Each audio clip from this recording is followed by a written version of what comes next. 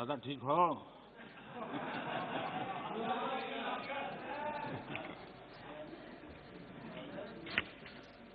आदरणीय सभापति जी,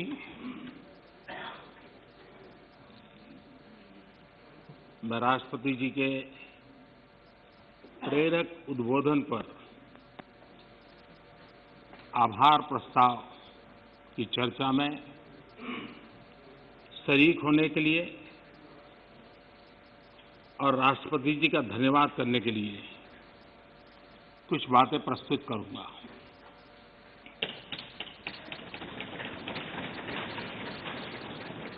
राष्ट्रपति जी का भाषण भारत के 130 करोड़ नागरिकों की संकल्प शक्ति का परिचायक है।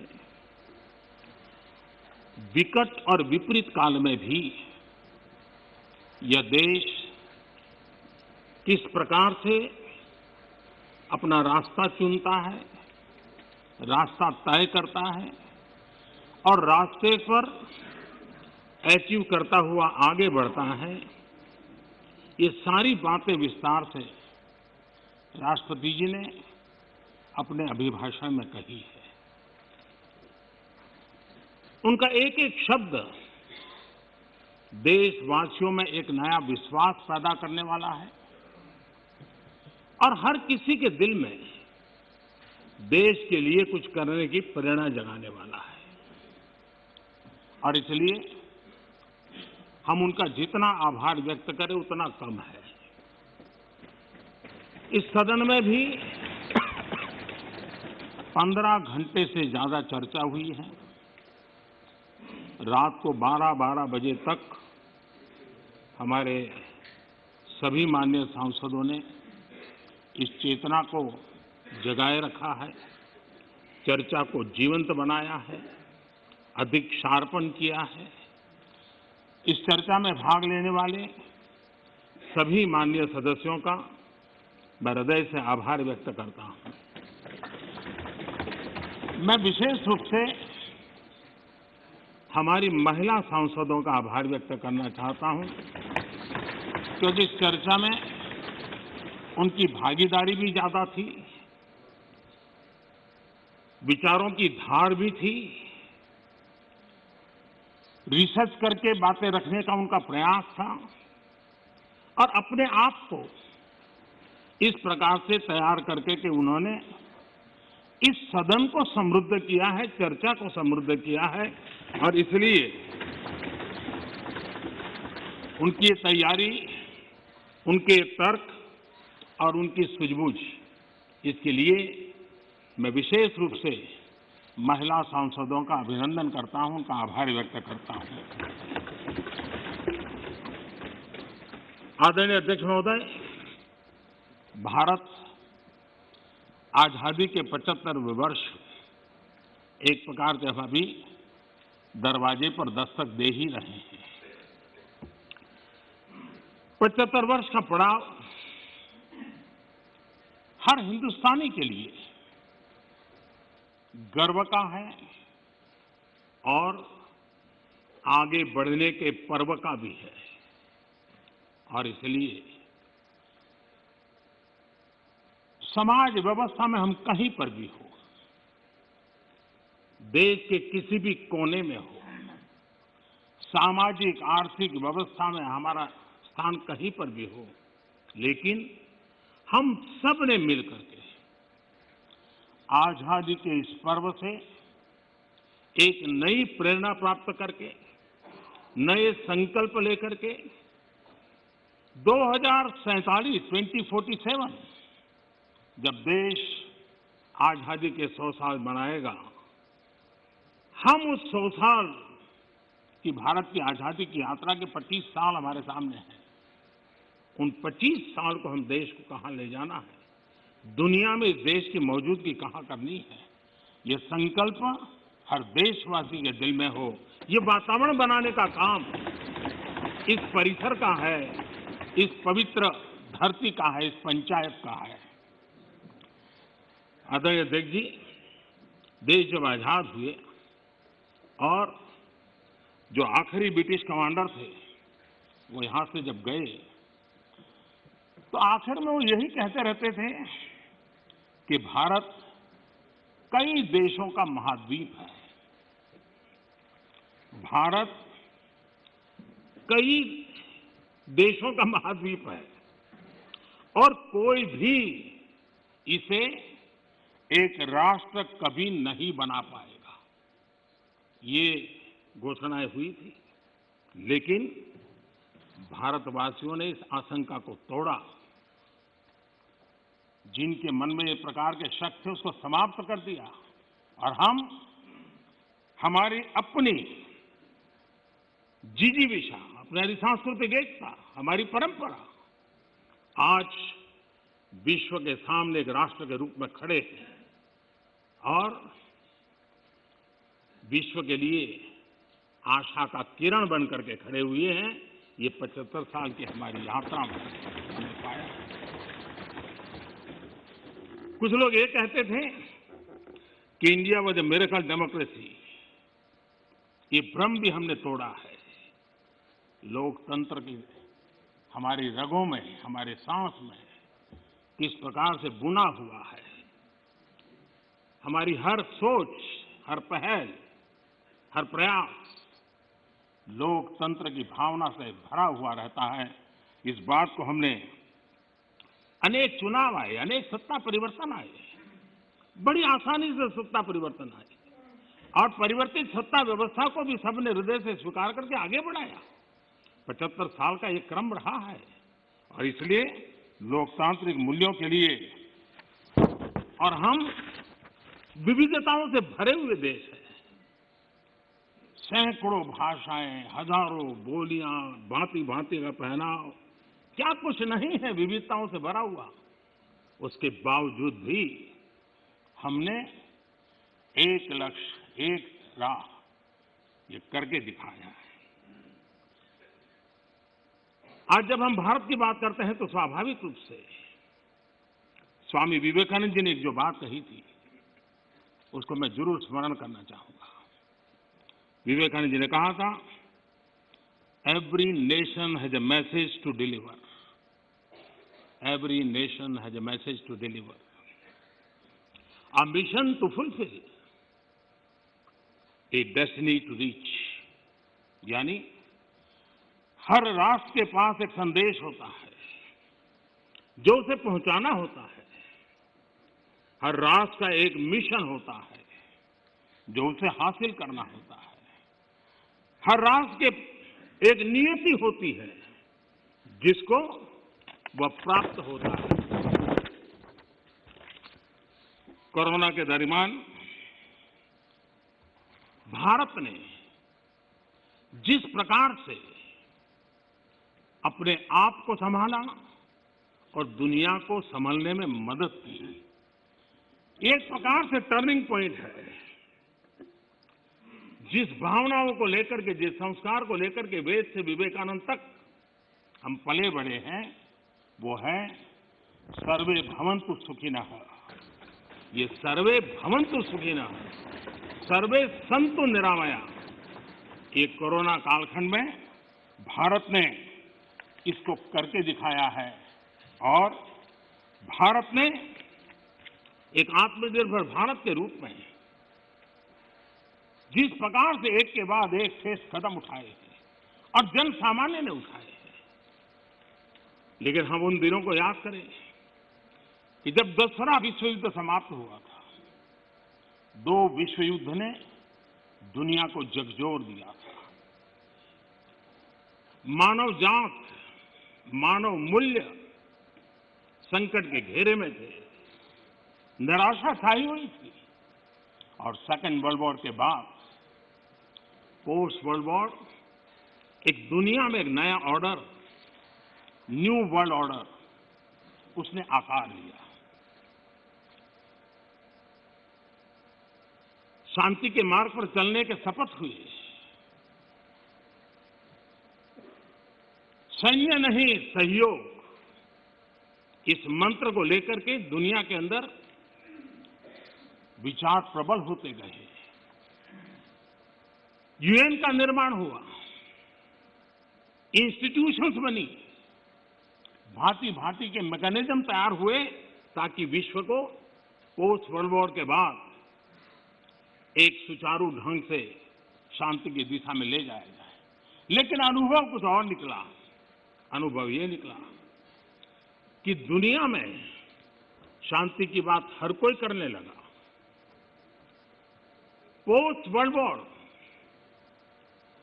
शांति की बातों के बीच भी हर कोई जिसकी ताकत थी अपनी सैन्य शक्ति बढ़ाने लगा। वर्ल्ड वॉर के पहले दुनिया के पास जो सैन्य शक्ति थी, यूएन के बाद वो सैन्य शक्ति अनेक गुना बढ़ गई। छोटे मोटे देश भी सैन्य शक्ति की स्पर्धा में आने लग गए। शांति की चर्चा बहुत हुई, लेकिन हकीकत इस बात विश्व को स्वीकार करना होगा कि सैन्य शक्ति की तरफ बड़ी बड़ी ताकतें और पुरजोश चल पड़ी। जितने इनोवेशन हुए, रिसर्च हुए, वो इसी कालखंड में हुए सैन्य शक्ति के लिए। पोस्ट कोरोना भी एक नया वर्ल्ड ऑर्डर नजर आ रहा है। पोस्ट कोरोना के बाद दुनिया में एक नया संबंधों का वातावरण शेप लेगा। हमें तय करना है कि हम वर्ल्ड वॉर के बाद एक मुख्य दर्शक के रूप में बदलती हुई दुनिया को देखते रहे और अपने आप को कहीं एडजस्ट हो सकते तो करने की कोशिश की। हमारे लिए वो कालखंड भी वैसा ही था। लेकिन आज पोस्ट कोरोना जो नया वर्ल्ड ऑर्डर तैयार होगा, और होना ही है, किस रूप का होगा, कैसा होगा, कौन उसको इनिशिएट करेगा, वो तो वक्त बताएगा। लेकिन दुनिया ने जिस प्रकार से संकट को झेला है, दुनिया इस पर सोचने के लिए मजबूर हुई है और होना है। ऐसी स्थिति में भारत विश्व से कट करके नहीं रह सकता। भारत एक कोने में गुजारा नहीं कर सकता। हमें भी एक मजबूत प्लेयर के रूप में उभरना होगा। लेकिन सिर्फ जनसंख्या के आधार पर हम दुनिया में अपनी मजबूती का दावा नहीं कर पाएंगे। वो एक ताकत है, लेकिन इतनी ताकत मात्र से नहीं चलता है। नए वर्ल्ड ऑर्डर में भारत को अपनी जगह बनाने के लिए भारत को सशक्त होना पड़ेगा, समर्थ होना पड़ेगा, और उसका रास्ता है आत्मनिर्भर भारत। आज फार्मेसी में हम आत्मनिर्भर हैं, हम दुनिया के कल्याण के काम आते हैं।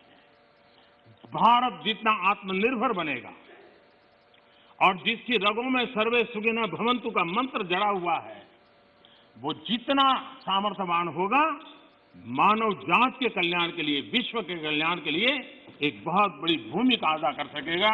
और इसलिए हमारे लिए आवश्यक है कि हम आत्मनिर्भर भारत इस विचार को बल दें और ये हम मान के चलें। ये किसी शासन व्यवस्था का विचार नहीं है, ये किसी राजनेता का विचार नहीं है। आज हिंदुस्तान के हर कोने में vocal for local, vocal for local सुनाई दे रहा है और लोग हाथ लगाते देखते हैं लोकल।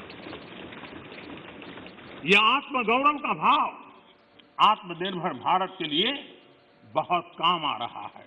और मुझे विश्वास है कि हम सबकी सोच, हमारी नीतियां, हमारे निर्णय भारत को आत्मनिर्भर बनाने के लिए जो भी आवश्यक बदलाव हो, उस बदलाव की ओर होने चाहिए, ये मेरा मत है। इस चर्चा के अंदर करीब करीब सभी माननीय सदस्यों ने कोरोना की चर्चा की है। हमारे लिए संतोष का विषय है, गर्व का विषय है कि कोरोना के कारण कितनी बड़ी मुसीबत आएगी। ये जो दुनिया में अनुमान लगाए गए थे, बहुत बड़े बड़े एक्सपर्ट ने अनुमान लगाए थे, भारत में भी एक भय का वातावरण पैदा करने के लिए भरसक प्रयास भी हुए थे और एक अननोन एनिमी था। तो विश्वास से कोई कुछ नहीं कह सकता था, विश्वास से कुछ कोई कर भी नहीं सकता था। एक ऐसे अननोन एनिमी के खिलाफ लड़ना था और इतना बड़ा देश, इतना थिकली पॉपुलेटेड देश, इतनी कम व्यवस्थाओं वाला देश, दुनिया को शक होना बड़ा स्वाभाविक भी था, क्योंकि विश्व के बड़े बड़े देश कोरोना के सामने घुटने टेक चुके थे, तब भारत कैसे टिक पाएगा? और भारत एक बार हालत खराब हो गई तो विश्व को कोई नहीं बचा पाएगा, ये समीकरण भी लोग लगा रहे थे। ऐसे में ये 130 करोड़ देशवासियों की डिसिप्लिन, उनका समर्पण, इसने आज हमें बचा के रखा है। क्रेडिट गोज टू 130 करोड़ हिंदुस्तानी, और इसका गौरव गान हमें करना चाहिए। भारत की पहचान बनाने के लिए ये भी एक अवसर है। हम अपने आप को कोसते रह करके कहें दुनिया हमें स्वीकार करे, ये कभी संभव नहीं होता है। हम घर में बैठकर अपनी कमियों के साथ जूझेंगे, कमियों को ठीक करने का प्रयास करेंगे, लेकिन विश्वास के साथ विश्व के सामने जाने का तजुर्बा भी रखेंगे, तब जाकर के दुनिया हमें स्वीकार करेगी। अगर आप अपने बच्चों को घर में नहीं स्वीकार करते हो और चाहोगे मोहल्ले में बच्चा स्वीकार करे, कोई स्वीकार करे, कोई स्वीकार नहीं करता। दुनिया का नियम है, और इसलिए हमें इस बात को करना चाहिए। श्रीमान मनीष तिवारी जी ने एक बात कही, उन्होंने कहा भाई भगवान की कृपा है तो कोरोना में हम बच गए।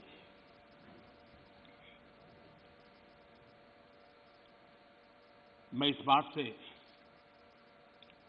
जरूर कुछ कहना चाहूंगा। ये भगवान की ही कृपा है जिसके कारण दुनिया इतनी बड़ी हिल गई, हम बच गए। भगवान की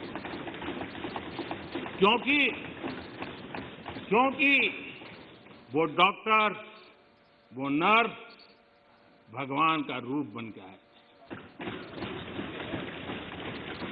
क्योंकि वो डॉक्टर, वो नर्स अपने छोटे छोटे बच्चों को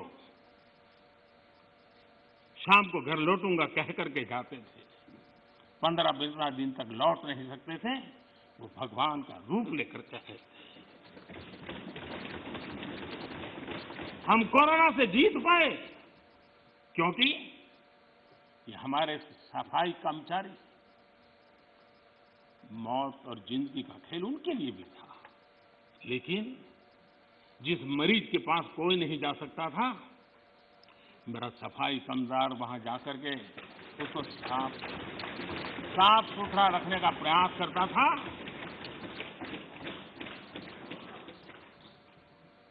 भगवान का रूप ये सफाई कामदार के रूप में आया था। कोई एम्बुलेंस चलाने वाला ड्राइवर पढ़ा लिखा नहीं था, उसे पता था मैं जिसको लेके जा रहा हूं कोरोना पॉजिटिव है। वो एम्बुलेंस का ड्राइवर भगवान के रूप में आया था हजारों की जिंदगी, और इसलिए भगवान का रूप ही था जिसने हमें बचाया है। लेकिन भगवान अलग अलग रूप में आया था, और जितनी हम उनकी प्रशंसा करेंगे, जितना हम गौरवगान करेंगे, देश की सफलता का जितना गौरवगान करेंगे, हमारे भीतर भी एक नई ताकत पैदा होगी। कई कारणों से जिन लोगों के भीतर निराशा फैल चुकी है, उनको भी मैं कहता हूं कि कुछ पल के लिए 130 करोड़ देशवासियों के इस पराक्रम को याद कीजिए, आपके अंदर भी ऊर्जा आ जाएगी।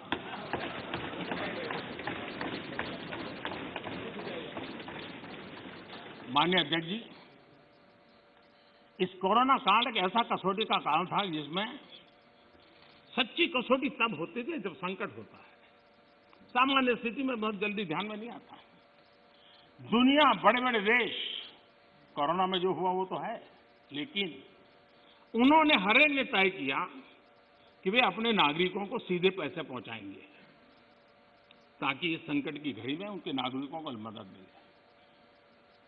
आपको जानकर के ताज्जुब होगा, दुनिया के बहुत सारे देश उस कोरोना, लॉकडाउन, कर्फ्यू, आशंका, इस वातावरण के कारण चाहते हुए भी खजाने में पाउंड और डॉलर के ढेर होने के बावजूद भी अपने नागरिकों तक नहीं पहुंचा पाए। बैंक बंद, पोस्ट बंद, व्यवस्थाएं बंद, कुछ नहीं कर पाए। इरादा था, घोषणाएं भी हुई। ये हिंदुस्तान है कि जो इस कोरोना कालखंड में भी करीब करीब 75 करोड़ से अधिक भारतीयों को